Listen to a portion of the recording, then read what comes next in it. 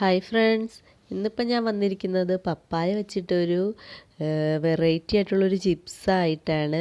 പപ്പായ വെച്ചിട്ട് അധികം ആരും ചിപ്സൊന്നും ട്രൈ ചെയ്യാറില്ല. അപ്പോൾ എങ്ങനെയാണ് ഈ ചിപ്സ് ഉണ്ടാക്കുന്നതെന്നൊക്കെ നോക്കാം.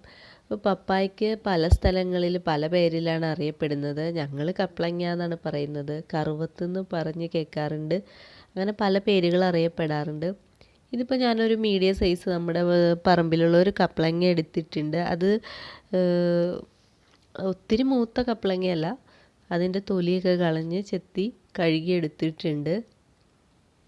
ഇനി നമുക്കിത് കട്ട് ചെയ്തിട്ട് ഇതിൻ്റെ ഉള്ളിലെ കുരുവൊക്കെ കളഞ്ഞ് ക്ലീൻ ചെയ്തെടുക്കണം. ഇതുപോലെ ഞാൻ കഷ്ണങ്ങളാക്കി വച്ചിട്ടുണ്ട്. ഇനി നമുക്കിത് ചെറുതാക്കി അരിഞ്ഞെടുക്കണം. ചിപ്സിന് വേണ്ടിയിട്ട് ഫ്രൈ ചെയ്യാനായിട്ട് അതിൻ്റെ രീതിയിലുള്ള കഷ്ണങ്ങളാക്കി അരിഞ്ഞെടുക്കണം. അതിനായിട്ട് ഞാൻ ഇതുപോലെ അതിൻ്റെ വാലും തലയും കുറച്ച് മുറിച്ച് കളഞ്ഞിട്ട് ഇതുപോലെ മുറിക്കുക. ഇങ്ങനെ രണ്ടാക്കി മുറിക്കുക. അപ്പോൾ അതിന് നൈസായിട്ട് കട്ട് ചെയ്തെടുക്കാൻ പറ്റും. മാക്സിമം നൈസായിട്ട് കട്ട് ചെയ്തെടുക്കുക. നമ്മൾ പൊട്ടറ്റോയും അതുപോലെ ചക്ക ഒക്കെ വറുക്കാൻ വേണ്ടിയിട്ടൊക്കെ കട്ട് ചെയ്യില്ല, അതുപോലെ മാക്സിമം നൈസായിട്ട് കട്ട് ചെയ്യുകയാണെങ്കിലാണ് ഇത് നന്നായി ഫ്രൈ ആയി കിട്ടുകയുള്ളൂ. അപ്പോൾ ഇത് വെറുതെ ഇങ്ങനെ അരിഞ്ഞ് ഫ്രൈ ചെയ്താൽ ഒരിക്കലും നല്ല ക്രിസ്പി ഫ്രൈ ഒന്നും ആകുകയില്ല. അപ്പോൾ ഞാൻ യൂസ് ചെയ്യുന്ന ഈ മെത്തേഡൊക്കെ ഉപയോഗിച്ചാൽ അത്യാവശ്യം നല്ല ക്രിസ്പി ആയിട്ട് നമുക്ക് ഫ്രൈ ചെയ്തെടുക്കാൻ പറ്റും. അപ്പോൾ എങ്ങനെയാണെന്ന് നിങ്ങളിത് മൊത്തത്തിൽ വീഡിയോ കണ്ടിട്ട് ചെയ്യുക. അപ്പോൾ ഞാൻ ഇതെല്ലാം അരിഞ്ഞിട്ടുണ്ട്. ഇതൊരു ബൗളിലേക്ക് മാറ്റിയിട്ടുണ്ട്.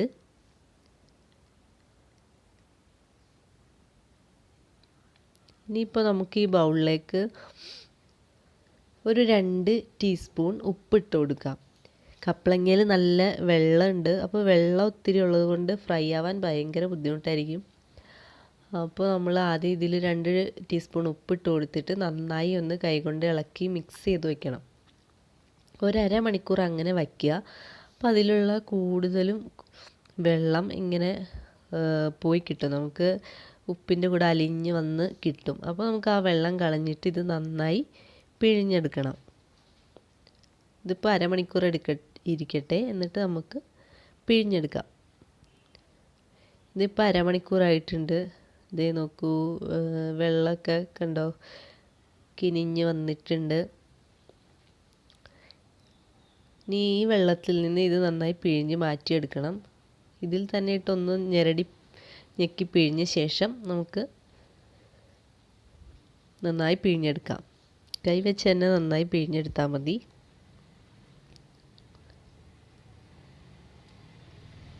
അപ്പോൾ ഞാൻ നന്നായി പിഴിഞ്ഞെടുത്തിട്ടുണ്ട്.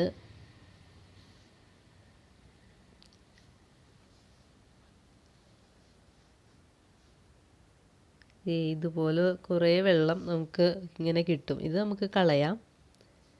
ഇനി നമുക്ക് ഇതിലിപ്പോൾ നമ്മൾ ഉപ്പിട്ടല്ലേ വച്ചിരുന്നത്, അപ്പോൾ അത്യാവശ്യം നല്ല ഉപ്പ് പിടിച്ചിട്ടുണ്ട്. അതുപോലെ തന്നെ ഇതിനൊരു പപ്പായയുടെ ടേസ്റ്റൊക്കെ പോയി കിട്ടാനും ആ ഒരു ചൊനയുടെ ഒരു കയ്പ്പ് രസവും ഒക്കെ ഉണ്ടല്ലോ പപ്പായയിൽ, അതൊക്കെ പോയി കിട്ടാൻ വേണ്ടിയിട്ട് ഈ പൈപ്പിൻ്റെ അടി കാട്ടി ഇതുപോലെ ഒരു അരിപ്പപ്പാത്രത്തിലിട്ട് നന്നായി കഴുകിയെടുക്കണം.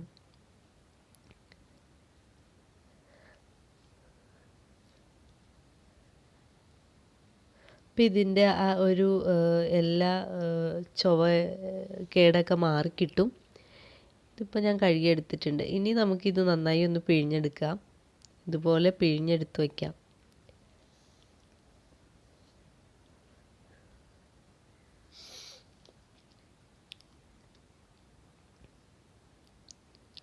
നന്നായി വെള്ളം കളഞ്ഞിട്ട് പിഴിഞ്ഞെടുത്ത് വയ്ക്കണം. അപ്പോൾ ഞാനിത് മൊത്തം പിഴിഞ്ഞെടുത്ത് വച്ചിട്ടുണ്ട്. പിന്നെ നോക്കിയപ്പോൾ അല്പം ഉപ്പ് കൂടുതലായതുകൊണ്ട് 1-2 തവണ കൂടി കഴുകിയെടുക്കാമെന്ന് വിചാരിച്ചു. അല്ലെങ്കിലും അങ്ങനെ കഴുകുകയാണെങ്കിൽ ഇതിൻ്റെ ആ ഒരു കയ്പ്പ് രസമൊക്കെ നന്നായി പോയി കിട്ടും. അപ്പോൾ 1-2 തവണ കഴുകുന്നത് കൊണ്ട് ഒരു കുഴപ്പമില്ല. അപ്പോൾ അങ്ങനെയെല്ലാം കഴുകിയിട്ട് ഇതൊരു കൈ കൊണ്ട് നന്നായി പിഴിഞ്ഞെടുത്ത് വച്ചിരിക്കുന്നതാണ്.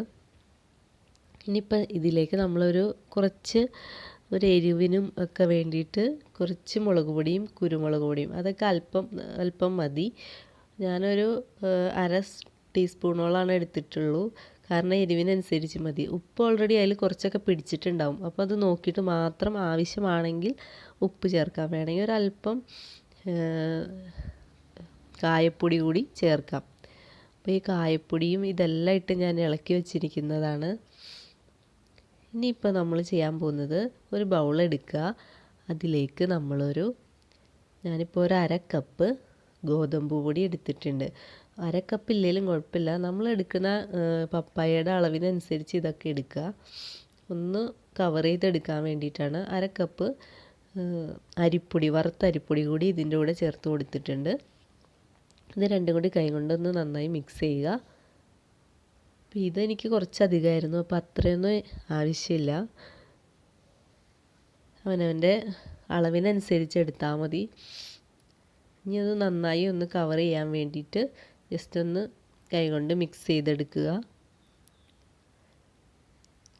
ഇനിയിപ്പോൾ എന്താ ചെയ്യേണ്ടതെന്ന് വെച്ചാൽ ഇതുപോലെ ഒരു അരിപ്പ അല്ലെങ്കിൽ എന്തെങ്കിലും അടിയിലേക്ക് ഈ പൊടി പോകുന്ന എന്തെങ്കിലും തരത്തിലുള്ള ഒരു അരിപ്പയോ അങ്ങനെ വല്ലതും എടുത്തിട്ട് അതിൽ കുറച്ചെടുത്തൊന്ന് അരിച്ചെടുക്കുക. അപ്പോൾ ഇതിൽ കൂടുതലുള്ള പൊടി അടിയിക്കടെ ചാടിപ്പൊക്കോളും. അപ്പോൾ നമുക്ക് ജസ്റ്റ് അതൊന്ന് കവർ ചെയ്ത് കിട്ടിയാൽ മതി.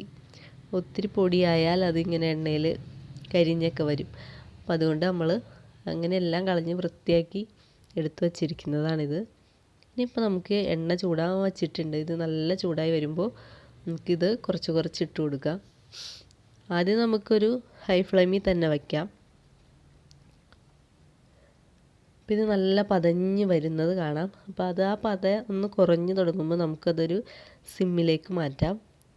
പിന്നെ സിമ്മിലിട്ടാണ് നമ്മളിത് ഫ്രൈ ചെയ്തെടുക്കേണ്ടത്. കുറച്ച് ടൈം എടുക്കും ക്രിസ്പി ആയി കിട്ടാൻ. അപ്പോൾ ഇത് സിമ്മിലിട്ട് ഇടയ്ക്കൊക്കെ ഒന്ന് ഇളക്കി കൊടുക്കുക. ഉണ്ടോ, ഇതുപോലെ ആയി കിട്ടും. അപ്പോൾ അങ്ങനെ ആയി കഴിയുമ്പോൾ, ഈ കളറിലായി കഴിയുമ്പോൾ നമുക്കിത് കോരിയെടുക്കാം. വളരെ ടേസ്റ്റിയാണ്. എല്ലാവരും ട്രൈ ചെയ്ത് നോക്കുക.